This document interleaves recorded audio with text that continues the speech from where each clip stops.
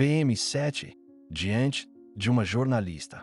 Ao ser questionado sobre o vídeo elogioso feito quando Trump foi reeleito, ele não hesita. Assume sem rodeios que sim, que concorda com a filosofia por trás da diplomacia de Trump. Não é uma concordância total. Alerta: seria um erro pensar nisso. Mas há pontos onde ele encontra verdade. Fala com firmeza sobre os milhões de dólares supostamente desviados de ajuda humanitária para alimentar interesses obscuros em Moçambique.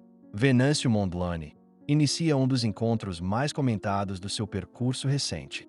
Sentado frente a frente com figuras de peso da política portuguesa, Mondlane começa por falar de Trump.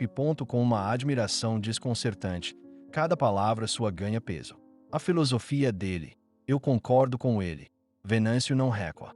Ao explica, com voz firme e olhar direto, que a forma de Trump cortar ajudas humanitárias pode até ser rude, mas tem um fundo que merece reflexão. Combater a corrupção enraizada que desvia milhões dos pobres para projetos luxuosos de conservação. Enquanto fala, vai revelando que Moçambique perdeu 5 milhões de dólares para programas que, em vez de alimentar os necessitados, favoreciam turistas milionários e elites políticas. Há uma indignação real na sua voz. Não se trata de um ataque gratuito. São dados concretos que carrega consigo como munição de verdade. Ao levantar essa questão, mostra que não é apenas político, mas alguém profundamente incomodado com a forma como os recursos são geridos no seu país. Havia um desvio sistemático de fundos destinados aos pobres, e parte do problema vinha da forma como esses apoios internacionais estavam a ser canalizados, afirma, com intensidade. Ao reconhecer que Trump agiu de forma dura, mas com intenção pedagógica, Mondlane introduz uma linha de pensamento. A África precisa despertar da mentalidade de dependência eterna. Essa ideia provoca inquietação na sala. A coragem de romper com o pensamento comum cria uma aura densa em torno de Mondlane. Ele continua, apontando o dedo à passividade do continente, reforçando que Moçambique não pode mais esperar um Pai Natal internacional. É o momento em que sua fala ganha força quase missionária. Temos tudo. Temos minerais raros. Temos riqueza. Por que é que ainda estamos de mão estendida? A pergunta retórica ecoa com força. Ele quer provocar, despertar, sacudir consciências. E consegue. Fala da necessidade de olhar para dentro, de fazer uso dos 9 minerais raros que Moçambique detém. Um presente divino, segundo ele. Não se trata apenas de cortar ajudas, trata-se de provocar uma viragem mental. Para Mondlane, o corte de Trump foi o empurrão que a África precisava para começar a caminhar sozinha. Enquanto detalha essas ideias, não perde o fio condutor da sua narrativa. Liga o seu pensamento à luta por uma nova diplomacia moçambicana, uma diplomacia plural, pragmática, livre de vitimismos. O seu elogio a Trump é, na verdade, uma crítica camuflada à passividade da elite política africana. E isso começa a ficar claro. Precisamos de olhar para nós próprios.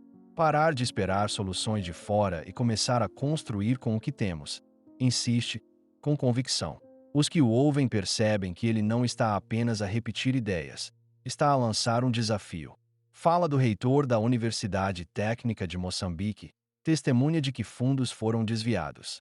E cada nome citado serve como alicerce para sustentar a sua posição. Mostra que há vozes internas que também acreditam que o problema não é o corte, mas o sistema viciado que foi desmascarado. No final da sua fala, já não se trata mais de Trump. O foco é Moçambique.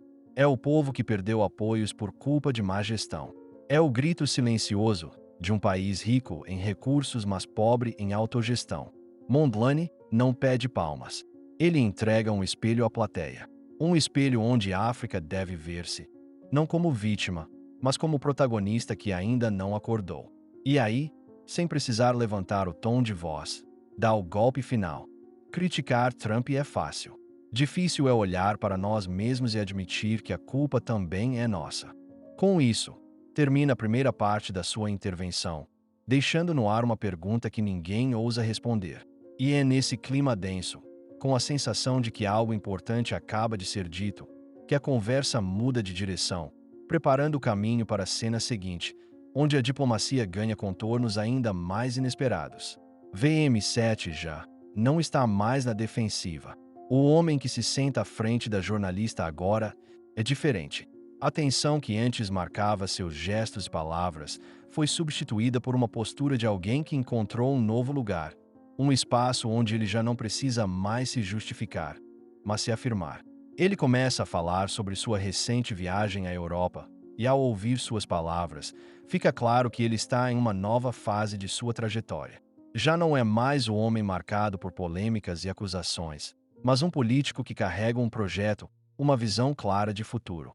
A entrevista que antes parecia ser uma busca por respostas e esclarecimentos, agora se transforma em um espaço onde ele está, na verdade, trazendo suas próprias respostas, com uma convicção inabalável. VM7 fala com a confiança de quem conhece os seus próprios princípios e sabe que a política, em sua essência, é feita de diálogos. Ele menciona suas reuniões com diversos partidos, de espectros ideológicos completamente distintos, e expõe a sua crença de que a diplomacia não deve ser feita apenas com aqueles que compartilham das mesmas opiniões. A diplomacia não deve ser feita apenas com quem pensa da mesma forma que você, ele afirma com veemência. E é essa crença que o levou a buscar o diálogo com figuras que, à primeira vista, poderiam parecer antagônicas à sua visão de mundo. Um dos momentos mais reveladores de sua viagem foi sua reunião com André Ventura, o político português frequentemente acusado de posições radicais. A jornalista, tentando arrancar uma resposta mais incisiva sobre o encontro, ou até mesmo uma crítica mais dura, é surpreendida por sua resposta. VM7, em vez de atacar o político, traz à tona a complexidade da situação. O problema em Portugal não está nos moçambicanos, mas sim em outros contextos migratórios, ele diz, com uma leve ironia na voz. Essa frase, que Ventura repetiu em sua própria página, é uma espécie de provocação sutil, mas também uma abertura para o entendimento entre aqueles que têm visões opostas. Para VM7, isso simboliza que, mesmo com diferenças ideológicas profundas, há sempre a possibilidade de um diálogo construtivo. Ele acredita que a diplomacia deve ser plural, que deve abraçar a diversidade de pensamentos e buscar, dentro das discrepâncias, soluções que beneficiem a todos. A jornalista, ainda tentando entender a profundidade dessa filosofia, pergunta sobre a possibilidade de colaboração com outros países europeus, considerando a natureza controversa da sua visita. VM7 explica, com um olhar mais sério, que sua viagem à Alemanha foi especialmente importante.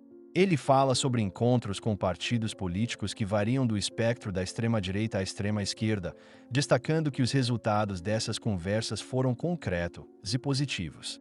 Ele menciona a assinatura de acordos com fundações políticas renomadas como a Konrad Adenauer, a Rosa Luxemburgo e a Friedrich Ebert.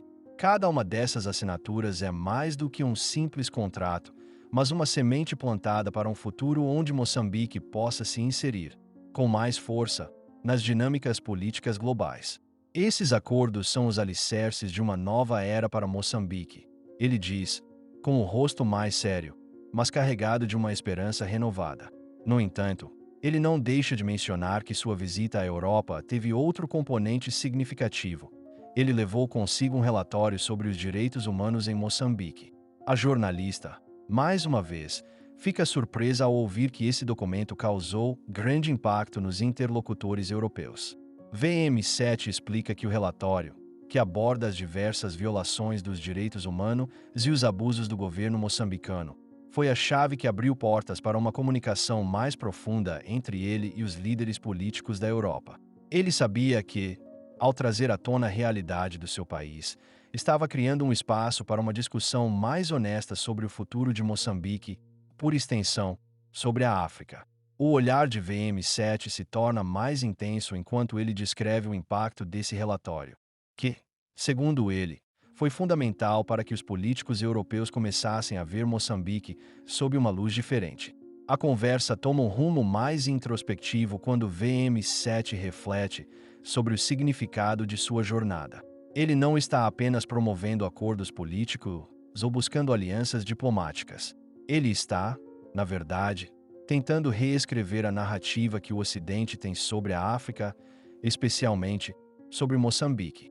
O olhar de VM7, que antes parecia focar